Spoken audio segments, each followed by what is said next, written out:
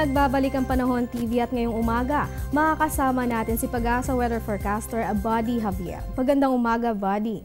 Ano na po bang update sa El Nino? Sa pagpasok po ba ng December, mas lalakas o mas hihina po bang epekto nito sa ating bansa? Magandang umaga naman, Rachel, at sa lahat po ng televiewers ng Panahon TV. Sa pagpasok po ng buwan ng Disyembre, saan pa rin po na lalakas po ang epekto ng El Nino sa ating bansa po. Kaugnay po niya na may nakataas pa rin po bang dry condition, dry spell at drought sa bansa at ano-ano po ba ang mga lugar na makakaranas ng mga ito? Opo, tama po kayo at ang mga lugar na posibleng maranasan po ng dry condition, ito pong Masbate, itong Capiz, itong Iloilo, Negros Occidental, Cebu, Negros Oriental, Biliran, Leyte, Basilan, Lanao del Sur, Sulu, at Tawi-Tawi. Samantala mga lugar naman na posible magkakaroon ng dry spell, ito naman pong Laguna, Occidental Mindoro, Oriental Mindoro, Romblon, Aklan, Antique, Guimaras. At yung makakaranas naman po ng drought, posible po dito po sa Guimaras at Sarangani, Camarines Norte at Sarangani po. At dahil nga po iisang bagyo lang ang pumasok sa loob ng Philippine Area of Responsibility o PAR nitong buwan at hindi pa ito nakaapekto sa kalupaan sa bansa.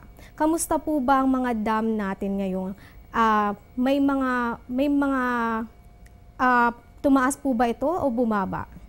Sa kasalukuyan, nasa normal level naman po yung mga dam natin, kaya ito po yung magandang balita po sa ating mga kababayan na wala po tayong kabahala o kaya ipangamba.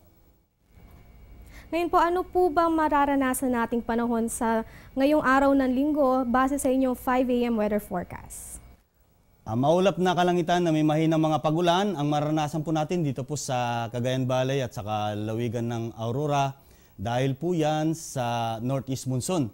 Samantalang dito naman po sa Kabisayaan, Caraga, Northern Mindanao at saka Zamboanga Peninsula, kasama po ang Bicol Region at saka Calabarzon, makakaranas din po ng mahinang mga pagulan at pulo-pulong mga pagkidlat at pagkulog. At yung pong natitirang bahagi po ng Luzon, makakaranas naman po ng bagyang maulap hanggang sa maulap na may pulo-pulong mahinang mga pagulan. At yung pong natitirang bahagi ng ating bansa, makakaranas din po ng bagyang maulap hanggang sa maulap na papawirin na may pulo-pulong pagulan o pagkidlat at pagkulog. At dahil dominant weather system pa rin po ang northeast monsoon o amihan, may nakataas pa rin po bang gale warning sa ating mga baybaying dagat? At pwede na po ba o maaari na po bang maglayag o pumalaot ang ating mga may maliliit na sasakyang pangdagat? Sa kasalukuyan, nakataas pa rin po ang gale warning dito po sa seaboards ng Northern Luzon at inaasahan natin na posibleng ibaba o kaya mawawala mamayang hapon. At dahil po sa may nakataas pa rin po na gale warning dito po sa seaboards ng Northern Luzon, payo pa rin natin sa ating mga kababayang mangingisda at yung mga maliit na sakyang pandagat na wag munang pumalaot sa nabanggit na lugar sa kadahilanan po na maalon hanggang sa napakalong karagatan mula 3.4 to 4.5 meters po ang taas ng alon.